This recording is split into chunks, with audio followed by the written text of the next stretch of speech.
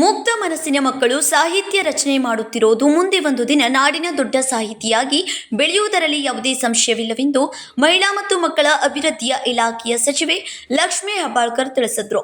ಶನಿವಾರ ಬೆಳಗಾವಿಯ ಕುಮಾರ ಗಂಧರ್ವ ಸಭಾಭವನದಲ್ಲಿ ಕರ್ನಾಟಕ ರಾಜ್ಯ ಮಕ್ಕಳ ಸಾಹಿತ್ಯ ಪರಿಷತ್ ಬೆಳಗಾವಿ ಜಿಲ್ಲಾ ಘಟಕ ಏರ್ಪಡಿಸಿದ ಜಿಲ್ಲಾ ಮಕ್ಕಳ ಸಾಹಿತ್ಯ ಸಮ್ಮೇಳನದಲ್ಲಿ ಕುಮಾರಿ ಲಕ್ಷ್ಮೀ ಪಾಟೀಲ್ ರಚಿಸಿದ ಕೃತಿಯನ್ನು ಲೋಕಾರ್ಪಣೆಗೊಳಿಸಿ ಅವರು ಮಾತನಾಡಿದರು.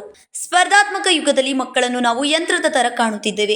ಆ ಮಗು ಅಷ್ಟು ಪ್ರತಿಶತ ಅಂಕ ಪಡೆದುಕೊಂಡಿದೆ, ನೀನು ಎಷ್ಟು ಪ್ರತಿಶತ ಅಂಕ ಪಡೆದುಕೊಂಡಿದ್ದೀಯಾ ಎಂದು ಹೋಲಿಕೆ ಮಾಡುವ ಜೀವನದಲ್ಲಿ ಮುಗ್ಧ ಮನಸ್ಸಿನ ಮಕ್ಕಳು ಸಾಹಿತ್ಯ ರಚನೆ ಮಾಡುತ್ತಿರುವುದು ಮುಂದೆ ಒಂದು ದಿನ ನಾಡಿನ ದೊಡ್ಡ ಸಾಹಿತಿಯಾಗಿ ಬೆಳೆಯುವುದರಲ್ಲಿ ಯಾವುದೇ ಸಂಶಯವಿಲ್ಲ. ತಂದೆ ತಾಯಿಗಳು ಕನಸುಗಳನ್ನು ಕಟ್ಟಿಕೊಂಡಿದ್ದಾರೆ, ಅವುಗಳನ್ನು ಈಡೇರಿಸುವ ಶಕ್ತಿ ನಿಮಗೆ ಭಗವಂತ ಕರುಣಿಸಲಿ ಎಂದು ಸಚಿವೆ ಲಕ್ಷ್ಮೀ ಹೆಬ್ಬಾಳ್ಕರ್ ಹೇಳಿದರು.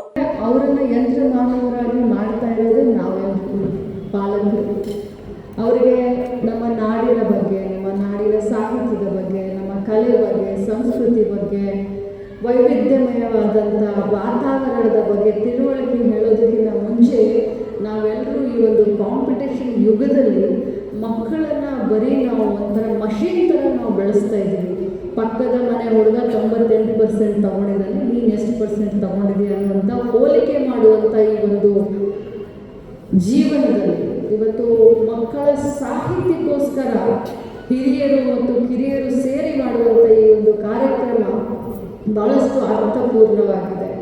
ಅದರಲ್ಲೂ ಮುಗ್ಧ ಮನಸ್ಸಿನ ಮಕ್ಕಳು ಈ ವಯಸ್ಸಿನಲ್ಲಿ ಸಾಹಿತ್ಯದ ಬಗ್ಗೆ ಅವರೇನಾದರೂ ಇಂಟ್ರೆಸ್ಟ್ ತಗೊಂಡಿದ್ದೇ ಆದರೆ ನಾಳೆ ಅವರು ನಮ್ಮ ರಾಜ್ಯದ ಹೆಮ್ಮೆಯ ಸಾಹಿತಿಗಳಾಗೋದ್ರಲ್ಲಿ ಎರಡು ಮಾತು ಇದೆ.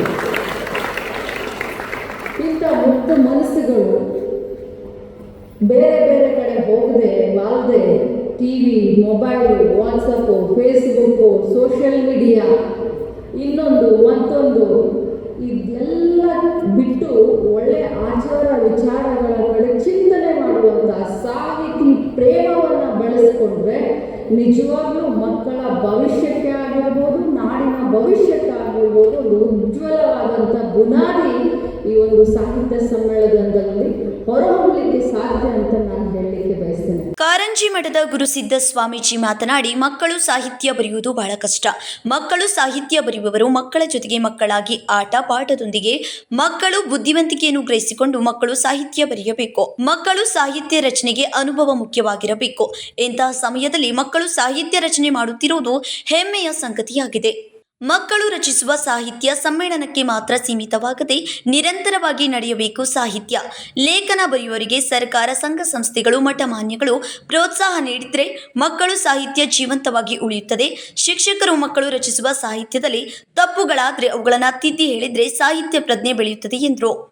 ಕೊನೆಯವರೆಗೂ ಮಕ್ಕಳ ಸಾಹಿತ್ಯವನ್ನು ಸಂರಕ್ಷಿಸಿಕೊಂಡು ಬರುವಂತಹ ದಿವಂಗತ ಉಳ್ವಿ ಶಿವದತ್ತವರ ಮಠ, ಚನ್ನಬಸಪ್ಪ ಹೊಸಮನಿ ಹಾಗೂ ದಿವಂಗತ ಅವರ ಹೆಸರುಗಳಲ್ಲಿ ವೇದಿಕೆ ಇಟ್ಟಿದ್ದಾರಲ್ಲ, ನಿಜವಾಗಿ ಇದೆಲ್ಲ ಪದ್ಧತಿ ಭಾಳ ಒಳ್ಳೆಯ ಕೆಲಸ ಮಾಡಿ ಅಭಿನಂದನೆಗೆ ಪಾತ್ರ ಇದರ ಮಾತನ್ನು ನಾನು ಹೇಳಬೇಕಾಯಿತು. ಬಂಧುಗಳೇ, ಹಿರಿಯರ ಸಾಹಿತ್ಯ ರಚನೆ ಮಾಡೋದು ಅಷ್ಟು ಕಷ್ಟ ಆಗೋದಿಲ್ಲ. ಯಾಕೆ ಹಿರಿಯರ ಸಾಹಿತ್ಯ ಬರೆಯುವಾಗ ಸಾಕಷ್ಟು ಪಕ್ವವಾಗಿರ್ತಾರೆ, ಆದರೆ ಮಕ್ಕಳ ಸಾಹಿತ್ಯ ಬರೆದು ಬಹಳ ಕಷ್ಟ ಅನುಭವಿಸಬೇಕು. ಯಾಕಂದ್ರೆ ಮಕ್ಕಳ ಸಾಹಿತ್ಯ ಬರೆಯುವಾಗ ಮಕ್ಕಳ ಜೊತೆಗಿದ್ದು ಮಕ್ಕಳ ಆಟ ಪಾಠಗಳಲ್ಲಿ ಭಾಗವಹಿಸಿ ಮಕ್ಕಳ ಬುದ್ಧಿವಂತಿಕೆಯನ್ನು ಪರೀಕ್ಷಿಸಿ, ಹೀಗಾಗಿ ಮಕ್ಕಳ ಸಾಹಿತ್ಯ ಬರುವುದಕ್ಕೆ ಬಹಳ ಜನ ಕಡಿಮೆ ಆಗ್ತಾ ಇದ್ದಾರೆ. ಇದಕ್ಕೆ ಅನುಭವ ಬೇಕು, ಮಕ್ಕಳ ಜೊತೆ ಒಟ್ಟಾಡಬೇಕು, ಮಕ್ಕಳ ಭಾವನೆಗಳ ಅರ್ಥವಿರಬೇಕು. ಅಂತಾಗ ಮಾತ್ರ ಮಕ್ಕಳ ಸಾಹಿತ್ಯ ಬರೆಯುವುದಕ್ಕೆ ಸಾಧ್ಯವಾಗ್ತಾ ಇದೆ. ಹುಕ್ಕೇರಿಯ ಹಿರೇಮಠದ ಚಂದ್ರಶೇಖರ್ ಸ್ವಾಮೀಜಿ ಮಾತನಾಡಿ, ಕುಮಾರಿ ಲಕ್ಷ್ಮೀ ಪಾಟೀಲ್ ಬರೆದ ಕೃತಿಯನ್ನು ಸಚಿವೆ ಲಕ್ಷ್ಮೀ ಹೆಬ್ಬಾಳ್ಕರ್ ಹಸ್ತದಿಂದ ಬಿಡುಗಡೆ ಮಾಡಿದ್ದಾರೆ. ಎಲ್ಲ ಮಕ್ಕಳು ಸಾಹಿತಿಗಳಾಗಲೆಂದು ಅವರು ಸಹಾಯ ಮಾಡುವುದಾಗಿ ಹೇಳಿದ್ದಾರೆ. ಅದು ಕೃತಿಯಾಗಬೇಕಾದರೆ ರಾಜ್ಯಾಧ್ಯಕ್ಷರು ಸಚಿವರ ಬಳಿ ಹೋಗಿ ಮಾತನಾಡಬೇಕು ಎಂದರು. ಇವತ್ತು ಲಕ್ಷ್ಮೀ ಹೆಬ್ಬಾಳ್ಕರ್ ಅವರೇ ಸಂತೋಷ ಪಡ್ತಕ್ಕಂಥ ಅದ್ಭುತವಾದ ಒಂದು ಪುಸ್ತಕ ಬಿಡುಗಡೆ ಆಗ್ತದೆ. ಕುಮಾರಿ ಲಕ್ಷ್ಮೀ ರೂಪ್ ಪಾಟೀಲ್ ಅವರ ಹೆಸರಿನ ಹುಡುಗಿನೇ. ಅವರು ಮಾವಿನಗಟ್ಟಿ ಬೆಳಗಾವಿ ಗ್ರಾಮೀಣ ಪ್ರೌಢಶಾಲೆ 8ನೇ ತರಗತಿ ವಿದ್ಯಾರ್ಥಿ.